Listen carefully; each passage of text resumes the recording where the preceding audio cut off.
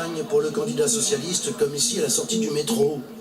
La jeune économiste a fait ses études à Marseille avant de faire Normal Sup et Harvard.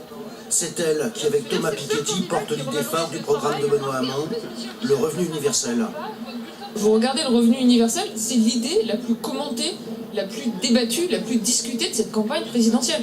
On crée la protection sociale du 21e siècle avec une mesure qui augmente le pouvoir d'achat, réduit la pauvreté, revalorise le travail et les salaires.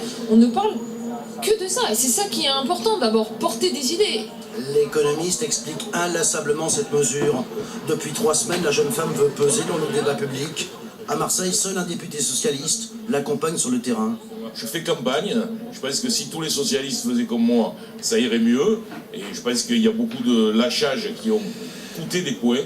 Mais moi, j'appelle les électeurs socialistes à bien comprendre qu'ils ont intérêt à avoir un parti socialiste puissant et fort. C'est dans ce théâtre, devant plus de 200 personnes, que Julia Cagé est venue expliquer le cadrage budgétaire du revenu universel. Un nouveau concept économique implanté en Alaska et testé en Finlande ou en Allemagne sous différentes formes. Une mesure très commentée durant la campagne. Une campagne qu'il faut relancer car Benoît Hamon se voit devancé maintenant dans les sondages par Jean-Luc Mélenchon.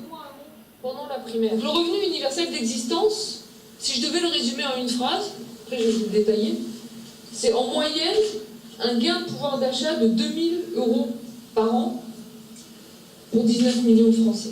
Julia Cagé ne veut pas s'en cantonner à la recherche et aux labos universitaires. L'économiste se dit engagée dans la campagne, même si elle ne souhaite pas être candidate PS aux prochaines législatives.